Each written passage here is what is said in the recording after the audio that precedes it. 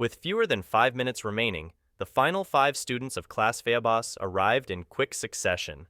The first was a girl with pink hair fastened into a long ponytail, reminding Will of Andrika, but he doubted he would cross paths with 2 of his companions so easily. Fortunately, after a quick look around the class, she ended up occupying one of the seats in Sylvia's row, sparing Will from being surrounded by even more girls.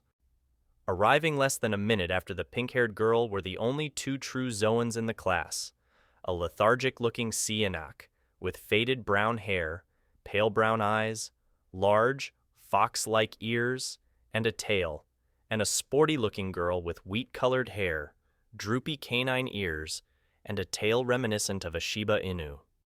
As only a few seats remained, the duo had little choice but to occupy the center, backmost row.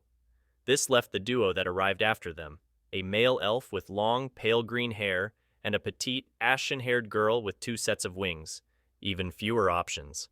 In the end, the winged girl took the remaining seat in Sylvia's row, while the elf, with furrowed brows, made his way up to join the pair of Zoans that had arrived prior.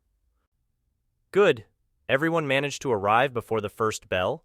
said Nitus, causing a hush to fall over the room as he spoke. "But some of you cut it pretty close. From now on, you are advised to arrive at least 15 early to important classes or functions. Similarly, if I fail to arrive within 15 minutes of the class's scheduled start, you are free to leave." "With that out of the way," said Nitus, stepping out from behind his podium and making his way to the center of the class as well to perform a slight bow as he added, "My name is Nitus Terrabellum, head professor of Class Phaebos and 9th ranked of the 21 Masters. The Royal Academy has great expectations for each of you. It is my duty to ensure you exceed not just their expectations, but your own." Though many within the class were already aware of Nitus's status and identity, the revelation that he was the 9th ranked master caused a brief stir. His highly adorned robes gave the impression he was more magically inclined, but those who had witnessed him wielding his famed black and gold-curved longsword, the Fang of Night, in defense of his rank and title knew better. With his introduction out of the way, Nitus had everyone in the class come forward to perform their own, starting with the provisional rank 1 Sylvia. "My name is Sylvia Proxima Pipolter," voiced the taciturn, ostensibly emotionless girl. At Nitus's prompting, she then added, "I harbor no will toward anyone, so if you attempt to compete with me for the top position, know that I am not to blame for your faults." "This bitch," muttered Iode, clicking his tongue as he sat at his desk with crossed arms. As it was his turn next, he then got up, stepped past Sylvia, and made his way to the front of the class to bellow, "Open your ears and carve this into your heads. The name's Iode Nurgle. I don't give a damn if you squabble amongst yourselves, but if you get in my way or try to drag me and my friends into your bullshit, don't blame me for crushing you and your petty ambitions." Ho, he refers to his lackeys as friends? Maybe he's not so bad, thought Will, scribbling a few lines in his journal. Demons weren't exactly known for their camaraderie, so Iode making it clear he would protect his friends was worthy of note. Following Iode, the pink-haired girl seated next to Sylvia was called to step forward, a confident smile adorning her face as she said, "Well met, fellow first years. My name is Alessandra Sterennacht, and I am the 2nd eldest daughter of Countess Sterennacht. I have come to the Royal Academy to expand my horizons, make new acquaintances, and find a suitable partner, so I look forward to getting to know each of you." Seeing Alessandra look in his direction, albeit briefly, Will couldn't help but close his eyes and exhale faintly through his nose. The Sterennacht asterism was a renowned family of knights associated with the Twishirt constellation. What made them noteworthy was that they were one of the few matriarchal lines that didn't originate from the south, Diasirt. They also had a nearly 4-to-1 ratio for producing female to male offspring, so many had taken to calling them the Amazonians of the North. With Alessandra returning to her seat, the next to introduce himself was the green-haired elven youth, sporting a neutral expression as he stated, "I am Layson Elderwillow, My only interests are accumulating knowledge and broadening my understanding of magic. Any faction hoping to recruit me must be willing to finance my studies and research."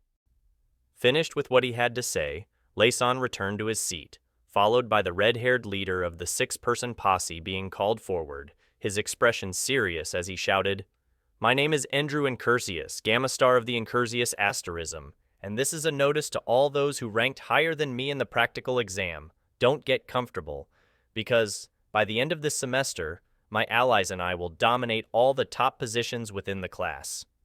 Though it made them look like fools, Andrew's posse clapped in response to his proclamation. What made this especially laughable was that most were legacy students, meaning they were only in the top 10 of the elite class because their families had won the positions via auction. They were each capable in their own right, but they lacked the same vigor as those who had to work and compete for their positions. Following Andrew's lackeys who held the 6th through 10th rankings, the next person of note to introduce themselves was the skinny, slit-eyed youth designated a friend by Iode. His too wide smile made some within the class feel uncomfortable, but that changed when he spoke, revealing a deep yet velvety smooth voice as he said, "My name is Sebastrilia. As you have likely surmised, I am a member of the Nagavaya, known to most as greed demons. I am from a family of affluent merchants, so if there is something you would like to get your hands on that isn't readily available within the academy, feel free to stop by my dorm." Finished with his introduction, Sebas punctuated his words with a bow before making way for his much larger friend. The latter's appearance also left people feeling a sense of incongruency, but only for a moment as he adopted a broad smile, stating, "And I am Dorn Nefer," before giving his belly a drumming smack. "My friends call me Goot, and if you supply me with good food or rare ingredients, I'll happily teach you how to cook. My parents are both world-renowned gastronomists, so I'm fairly confident in the skills I've inherited as their understudy." Though Dorn's appearance left much to be desired, his words kindled the curiosity of nearly every girl in the class. Most who enrolled in the Royal Academy did so to improve their standing or prospects, so for girls, some of the most popular classes were cooking, accounting, writing, and estate management. If Dorn's lessons could give them an edge over the competition, befriending him had its merits. With Dorn returning to his seat, causing the wooden bench to audibly strain under his weight, the next to introduce themselves was the dog-eared girl seated in the same row as Laysan. She seemed nervous about being called to the front of the class, but she managed to steel herself by pumping her fists, her expression radiating determination as she shouted, "My name is Dakota Gladysgard. My favorite food is handmade noodles, and my dream is to be scouted for the Pro Duelist League. Let's all do our best and give these next 5 years our all." Seeing Dakota's tail wag excitedly behind her, Will couldn't help smiling as he wrote down, "worth protecting," in his journal. Girls like Dakota were prime targets for people like Andrew, who often promised resources and backing in exchange for more than just loyalty, so he should at least make contact with her to ensure she wasn't easily taken advantage of. "Next up is Noah Warren. Please come forward," said Nidus, prompting the cat-eared youth who had arrived alongside Dakota to step forward, sighing as he reached the front of the class and said, "The name's Noah.